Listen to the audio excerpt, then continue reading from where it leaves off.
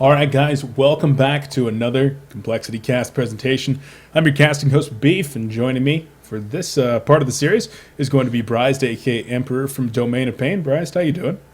I'm doing good, Beef. How are you doing today? I'm doing pretty well. I was excited to cast the Lion versus TteS matchup a little bit earlier today, and of course disappointed when I wasn't able to catch Game 3, once again due to some DDoS technical issues on the players' sides, but we do have the replays available to us now, and we're going to be finishing out this series, and I will get to finish it out with you as a co-caster, so that is always nice. Right. Always enjoy casting with you. Who was the target of the DDoS today? Leon Black was actually being Really? targeted today. That's Yeah.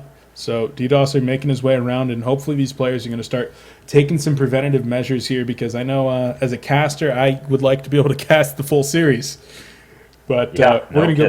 back and clean up the cast here today for Lions versus TteS, and then possibly get into Vote versus Fortune Bakery, another one that was a target yesterday. But Braz, why don't we get this replay started? You ready to go? I'm ready. You do the countdown, and I'm good to go. All right, 3, 2, 1, and go. 9, 8, Yep, good to go. 7. Okay, sounds good.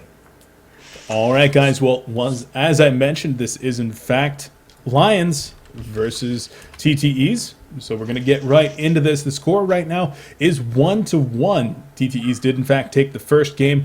Lions made an awesome comeback and took the second game with very, very powerful play. And we'll see what happens here in the third. Blind Band's going out already. Keeper of the Forest, Engineer, as well as Ophelia Wildsoul coming out from Lions. Engineer being Blind Band here. What's up with that one? Well, you might have more insight into that than I do. I mean, obviously he's a very strong support hero right now, and very powerful with like Mag Engineer mid, Fate Engineer mid, some other combos as well. I didn't get to watch the first two games of the series though, so maybe you have some more insight as to what kind of role Engineer played. Engineer actually was not picked up in either of the games.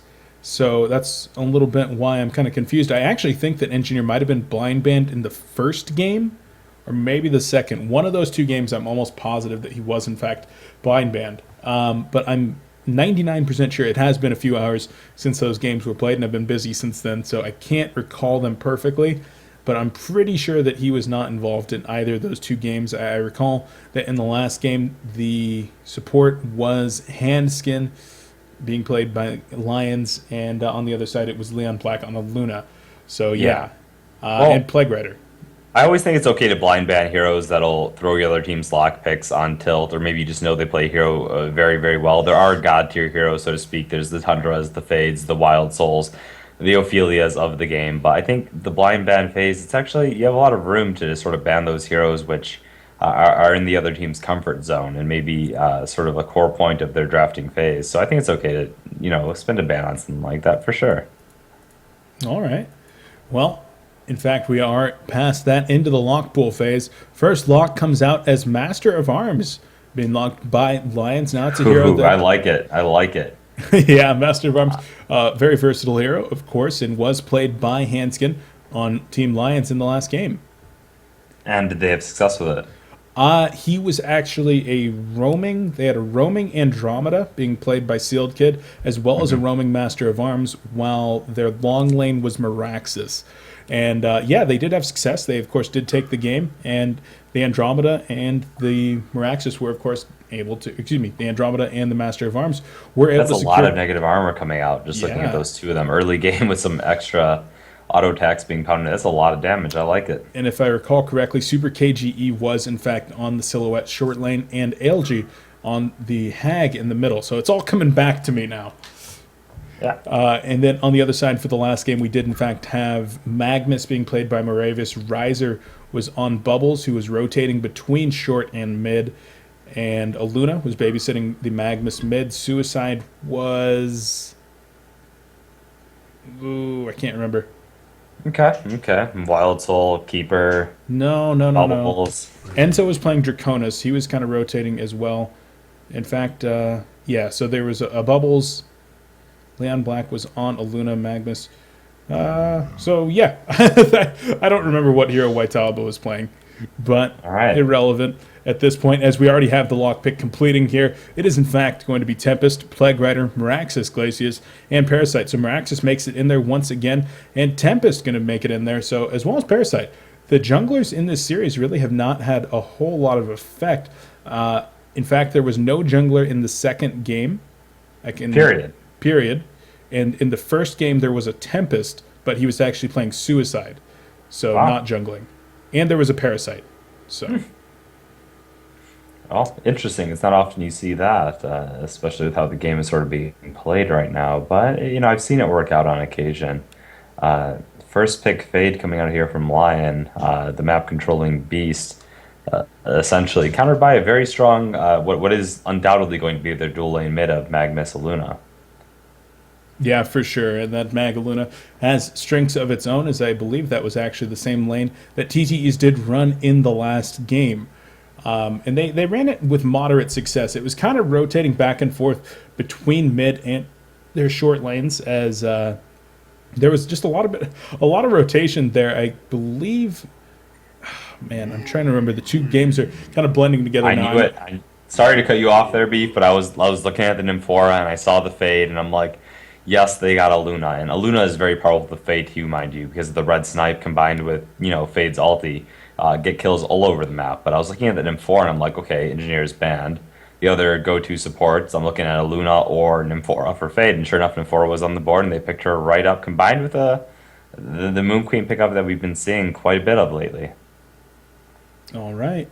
So they do have their standard locks coming out, and I mean that Moon Queen, like you talked about, she's been getting a lot of play recently and looking very strong. I want to say that her win rate is relatively high. In fact, I'm going to say it's probably above 75% in the games that I've seen and the games that I've casted. So we'll see if Lions is able to do that once again. They are going to be going into their final pick here. They got about 40 seconds left, but we just want to highlight the bans very quickly. Lions did ban Warbeast, Pebbles, and Tundra. Pebbles and Tundra were, in fact, bans from the last game as well. The Warbeast, of course, a strong jungler and pusher.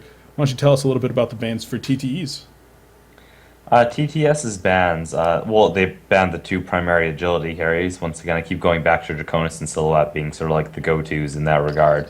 Demented Shaman has been seeing a lot of bans lately. I don't know quite. I know a little bit about Lions. I follow them a little bit here and there. I've watched their games against Complexity. I've seen they have a lot of potential as a team, but I'm not sure what quite use they've been using out of Demented Shaman lately. I'm not sure if they've been running those cheesy push strats, the Zephyrs, the Balfa Course. I'm not sure what they're doing and why the Demented Shaman ban exactly came out, but I do know it's sort of an anchor ban to prevent a lot of that kind of cheesy style strat from coming out.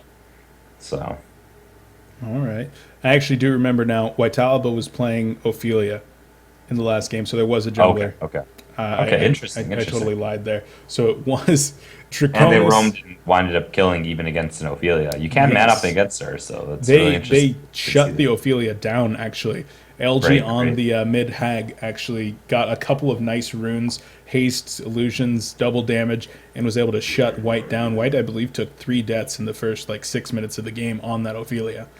Plague Rider, sorry, yeah, Plague Rider was first drafted here out of this lock pick pool really quick, and I was looking at that Tempest there, and maybe even the Parasite as a primary pick, because I didn't think they were about to go Plague Tempest, but hey, they went for a Plague Rider, so All right. So Zephyr actually made it out as the last standard pick, going to join up with Tempest and the Master of Arms. Now, looking at TTE's team, which is completed now, there's a lot of team fight potential within that. A lot of burst damage. Got the negative armor as well as some AoE coming out from Master of Arms, of course, and a lot of good initiation there from Magnus and Tempest. So, what do you think of that team overall?